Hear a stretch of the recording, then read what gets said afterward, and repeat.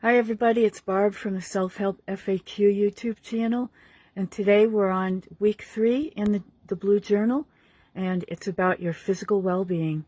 Are you taking care of yourself? Have you let it slide? I'm sure many of you have, just like I have. When you get too busy, sometimes you just don't do it. But there's reasons why you need to continue, and especially as you get older, you need to keep taking care of yourself or take better care of yourself than you did when you were younger. So let's go take a look at the journal quote and the study. Let's see what we can do about fixing this or making things better. Do some improvement in physical well-being. Let's go off to the journal now. And here we are on week 3 of the journal, entitled Physical Well-Being. The quote that we're studying today is by Jim Rohn, and it is, "Take care of your body. It's the only place you have to live." So this quote tells us just how important it is to prioritize and care for our physical well-being. Our bodies are the vessels through which we experience life, so it's so important to invest time and effort in maintaining our health. So first of all, we have to appreciate our bodies for what they can do. They're the foundation of our existence. So our bodies deserve the respect and care because they are the sole means through which we navigate and experience the world. And any movement we do can be taken for granted until we get injured or our age slows us down. But each motion is a reminder that, hey, your body still works. And that's really something worth appreciating and protecting. Secondly, we have to invest in the long term.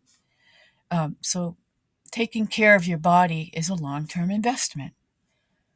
So if you adopt healthy habits and you make mindful choices, you can contribute to your overall well-being and your quality of life. Some of the ways you can take better care of yourself are through regular exercise, balanced nutrition, adequate rest and sleep, stress management, and regular checkups. But many of us just aren't motivated enough to do these things on a regular basis. We have to spend our lives tending to work and home responsibilities, and our health goes on the back burner. But some things that can strongly motivate you to stick to your good health habits are wanting to be there for your loved ones, not ending up on a lot of pills as you grow older, being able to enjoy fun activities such as bike riding, and I'm going to advance this.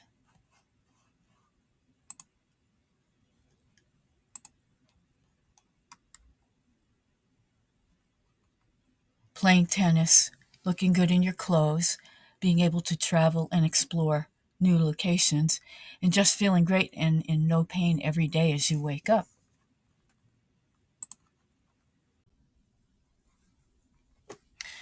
Okay, and the next thing I want to talk about, okay, all of these are great and fine, but some people, when they're thinking about exercise, they start to say, well, we don't have time. I don't have time for exercise. It's often because you picture yourself having to get up, get in your gym clothes, drive to the gym, do your workout, take a shower, get your daily clothes back on, drive home or drive to work, whatever it is that you have to do.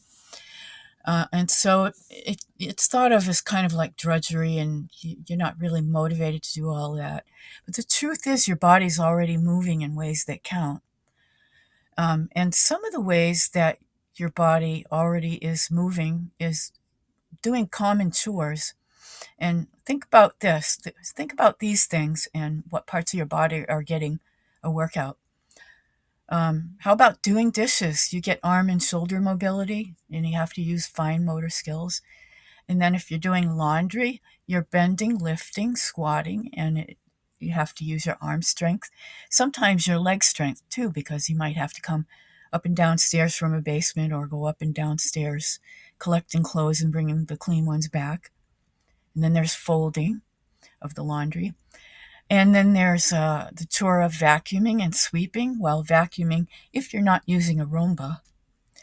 For regular vacuuming, you have full body coordination, pushing, pulling, and core stability you have to use. And then there's bed making, where you have to do stretching, balancing, coordination. And how about gardening and yard work? You need leg strength, gripping, endurance. Pulling weeds is a lot of work. So it's great to have to be able to do these things if you still have the strength and you're not too disabled. If you're able to do these chores, um, consider it a blessing that you're already getting a workout, and count them when you're counting workouts.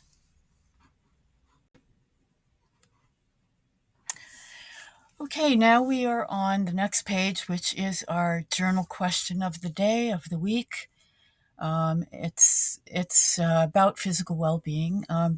So it says, reflect on your current habits related to taking care of your body. What aspects of your physical well-being are you currently prioritizing, and where might there be room for improvement? Now, when you're thinking about the aspects of your physical well-being, also include any chores you might be doing that take a lot out of you, or at least get you moving for the day. That could even include walking up and down stairs, even if it's just once to go somewhere, maybe a couple of times at work to go up and down to a cafeteria, or walking from the farthest part of the parking lot into the building wherever you work. Or even the work that you do might be very physically challenging. You can count that too. But if you're not doing much workout as far as exercise goes, think about why or why not, and think about ways that you can improve, even just a little thing that you can do to get some movement in there. Even if you're disabled, like me, I am disabled. I can't walk, but there are things I've found that I can do. And I'm going to fill this out at the same time that you are. If you're going to pause the video, you can do that now and fill it out. I will stop the video, pause it myself, fill it out, and then I'll come back and tell you what I learned. And then maybe in the comments you can tell me something that you learned and what you're going to be working on. Okay, you can do that exercise now and come back when you're ready.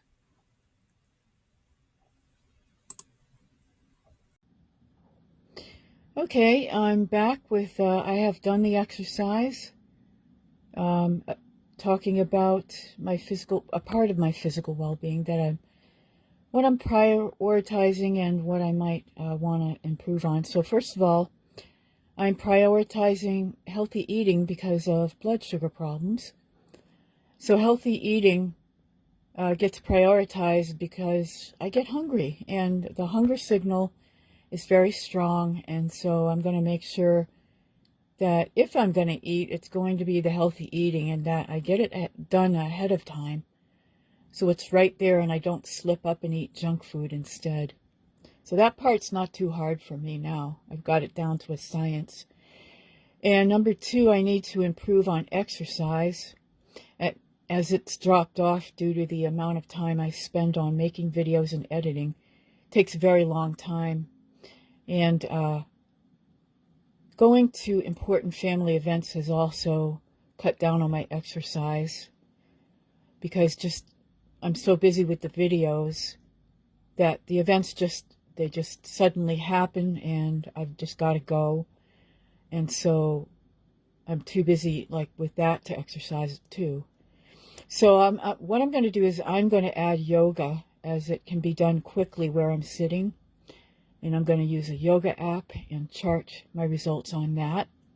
And thirdly, I need to improve on my water intake, as when I'm busy, I forget to drink. And I almost never feel thirsty.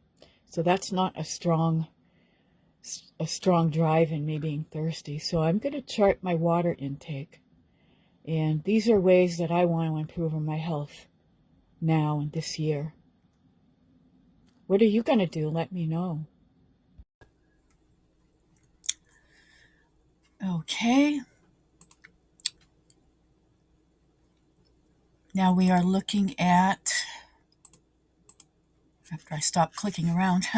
We're looking at page 3, which is the activity, and it says, consider practical steps you can take to enhance your self-care routine, whether it's through incorporating more physical activity, adopting healthier eating habits, or ensuring you get adequate rest.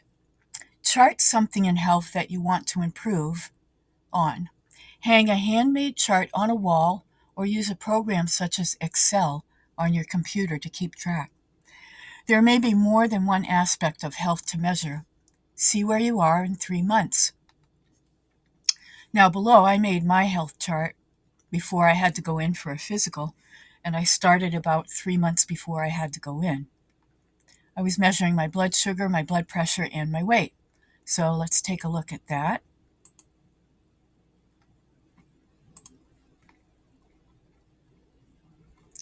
And here we are. My fasting blood sugar, weekly averages, my blood pressure weekly averages, and my weight weekly averages over the 3 months. As you can see, my blood sugar improved from 112 to 105, and my blood pressure went from 151 over 92, it looks like, to 125 over 84, which is good. And my weight went from 153 to 140 pounds. So that was a really good weight loss. I was very happy with that. And my healthcare provider was ecstatic that not only was I trying to take care of myself, but I charted it and showed it to her. And she was very surprised and said, "Wow, none of my other patients do this. I'm very impressed. Keep up the good work." And so I was using a whole food, plant-based diet, and that's what worked for me. So now I want to encourage you to measure some things, one or more things in your health that you want to concentrate on. These are not the only things you can measure. There are other things that you can measure over time. It depends on your personal goals and your conditions. Here's a few ideas. If you're charting something in your mental and emotional well-being, you could rate your mood daily. You could rate your stress level. You could tell how many hours of sleep or restfulness you're getting each night. You could chart your energy level from 1 to 10, or morning, afternoon, and evening ratings. If you're charting something in your physical activity, a lot of people chart, or they find out how many steps per day they're doing with their Fitbit. You could chart how many minutes of exercise type and duration you're getting. Maybe mobility or range of motion improvements. Daily standing and sitting time, especially if you have a sedentary job. For nutrition and hydration, you can measure your water intake by cups or ounces per day, your vegetable and fruit servings per day, your meal regularity or fasting windows. You could chart cravings or binge urges, noting what your patterns might be. Maybe you're tracking medical or symptoms, like pain levels, especially for chronic pain, or medication adherence, respiratory symptoms such as asthma and congestion and whatever on that. Other biomarkers for those who monitor more closely, maybe your body fat percent, if you have a scale or a measurement method, your resting heart rate, your oxygen saturation with a pulse oximeter, your temperature, especially for those managing chronic illnesses. So I encourage you to pick 1 or 2 items that are most relevant to your situation. Don't over monitor, because that can be very stressful. Just be consistent, but you don't have to go complex on it. So go ahead and stop the video and work on that, or plan to work on that soon in your future. And let me know how you did. If you have a chart to show off, maybe head over to the Self-Help FAQ Facebook page and let us see a picture of it. Okay, well, I hope you got something out of today's lesson on physical well-being. I hope you've got a plan of attack to improve on your health, maybe an exercise and other things that you might do for yourself. And if you have any questions or comments, you can put them down in the comments below, or write to me at barb@selfhelpfaq.com, or you can also send comments privately to me if you'd like, to the Self-Help FAQ Facebook page. Thanks a lot for stopping by, and I hope to see you on Wisdom Wednesday, when we'll go into another aspect of health involving movement, the benefits, and I'll compare some apps that have something to do with this movement. See you on Wednesday. Thanks again. Bye.